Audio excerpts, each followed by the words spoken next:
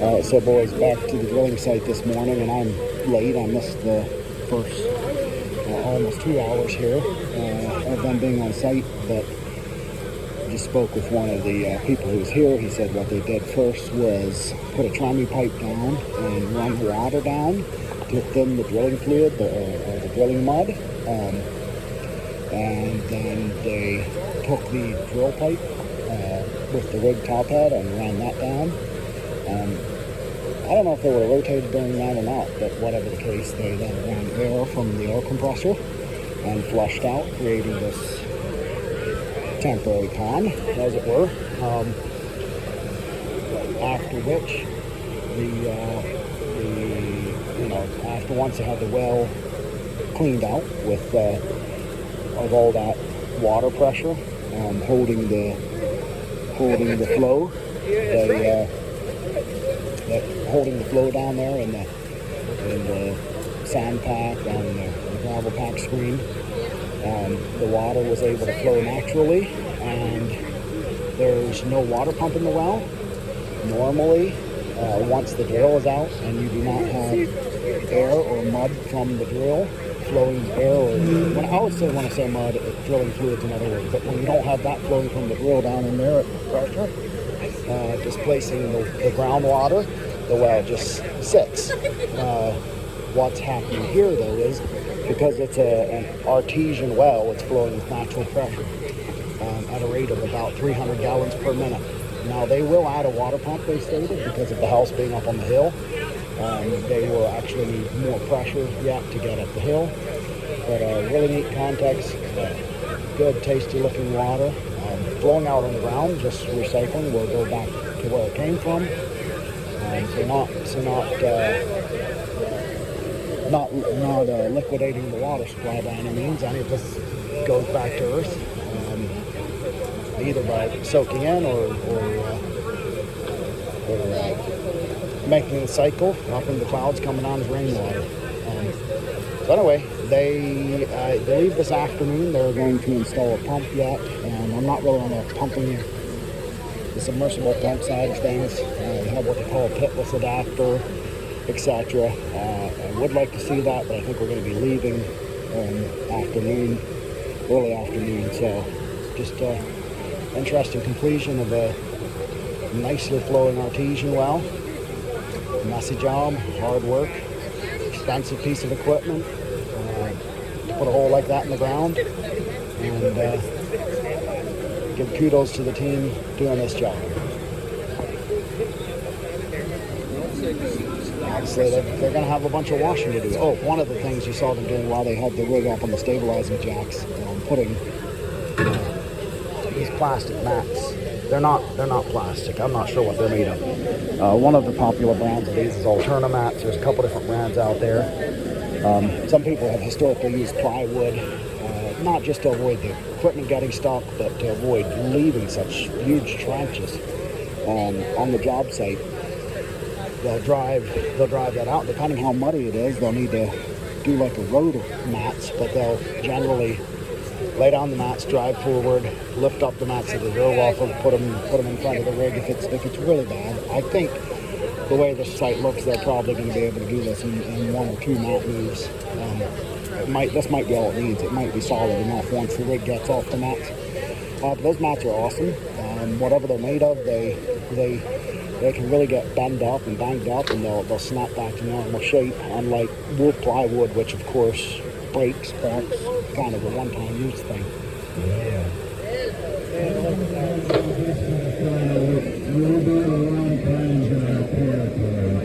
Just because we have big flow, we still have no idea. We made a guess and we made a prediction. Everybody will come around the ground. It's probably just a prediction. So we have to be sure that we can move down to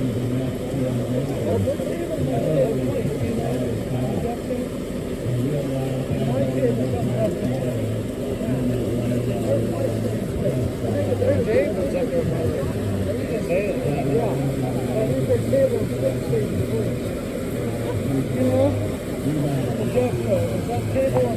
generation. I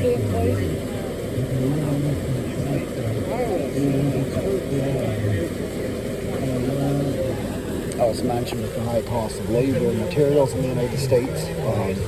There's very few water well drilling rig manufacturers left in the United States. Most of them are now foreign made. This rig here is a Jeffco 40K, USA brand from Enid, Oklahoma, with history going back a long, long time. I don't know the full history, but I've seen equipment of theirs from the 60s and 70s. They have been recently procured by Bauer in Germany. So even though we do have some USA manufacturers left, a lot of them are owned by overseas entities. It's in my years in the industry as an equipment supplier, rig manufacturers. When I started, there was a substantial number of rig manufacturers, and that's dilapidated to substantial number of American USA rig manufacturers, and that's gone down to really, I think maybe two being left, two larger rig manufacturers being left that are USA based. Others have been purchased out, had to declare bankruptcy, operating costs, other issues that got involved, and so these drillers use what they can. This is a newer machine than a lot of drillers are using out there. A lot of guys are getting by with 1970s equipment simply because they can't afford to upgrade to the more modern technology. 1970s, 1980s, 1990s. This is a 2018. Speaks to the success of the company.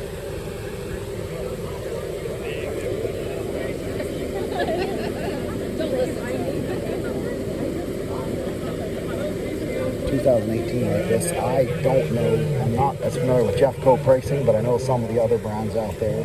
Comparable machine would be 800, 900,000. And if you're in hard rock drilling territory, which is easier drilling, but requires high pressure air, more horsepower, rigs quickly exceed $1 million. One of the more popular models out there, around 1.5 million, is the number I've been hearing currently. So if people complain about the cost of their well, that's a portion of it. The fact that they're needing to have 3, 4, 5 guys working on the job sites, another portion of it. You can do this with 2 people. I've seen it done with 2 people. There can be safety issues, and it's a lot of work. It's like especially if something goes wrong.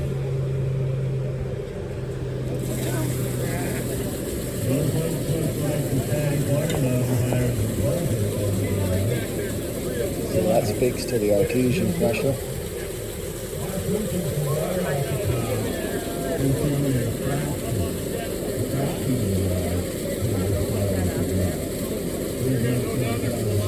So obviously with full artesian flow, there's not something they need to do here. That is done, has been given a bad name because of the oil and gas industry, or people's conception of what it is in the oil and gas industry, and that's a term called hydrofracturing. Some guys will call it hydraulic development just because of the bad image it has by media and activists. Obviously, totally not necessary here, but if you don't have sufficient water flow, we're 300 gallons a minute, so imagine they put this well in, and you're not, even with a pump, you're getting 2 gallons per minute, you're 400 feet deep, 800 feet deep. That happens, depends on the water in your veins. Sometimes they would do like an actual water, sometimes water mist, either environmentally safe product, and pump that in underground at high pressure to find the fractures and the cracks in the rocks in the under surface, and open those up for better water flow. Again, I keep saying it just to be super clear. Totally not done here, totally not necessary here. In some cases it is necessary. Better water flow, better oil flow, whatever it is. And the oil industry has been given a bad name because they think it's affecting the groundwater, the oil and groundwater are generally at 2 very different levels. So I don't believe there's any science or facts to back that up, just a general conception. And so a lot of the water well guys, if they do have to do it, we'll call it something like hydraulic development rather than hydrofracturing, or fracking as it's known in the oil industry.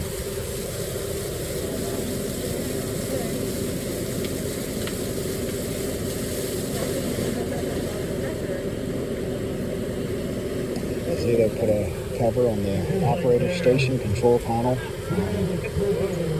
A portion of the levels they could.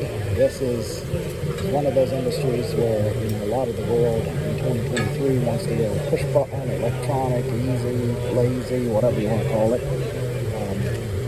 It's a lot of dirt. There's dust, there's mud, there's water. Electronics do not work well with that. There's been manufacturers over the years, numerous ones that have tried to go that direction, and so far, no one has been really successful. There's been limited success. But going back to hydraulics, and the more manual you can be, generally the better in this sort of application. In the quarries, they've had some success with remote-controlled machines, as well as in the geotechnical industry.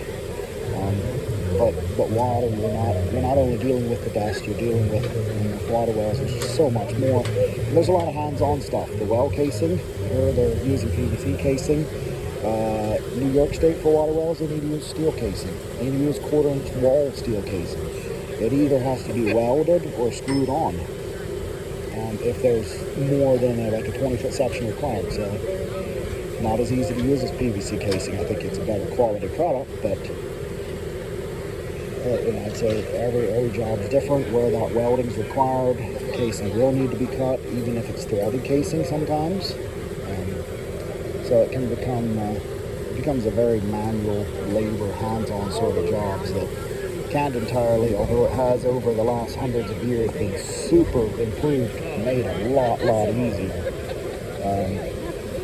It's something that machines have not been entirely able to take over. There's a good portion of handwork, a good portion of manual labor that remains vital for a successful operation.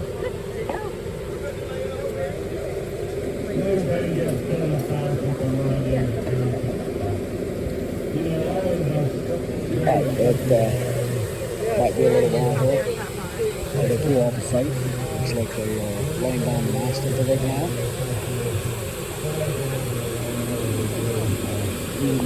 Started saying that thinking I was going to do a new video when they're ready to pull off site, but I don't know. Depends how long it takes them to lay down to clean up.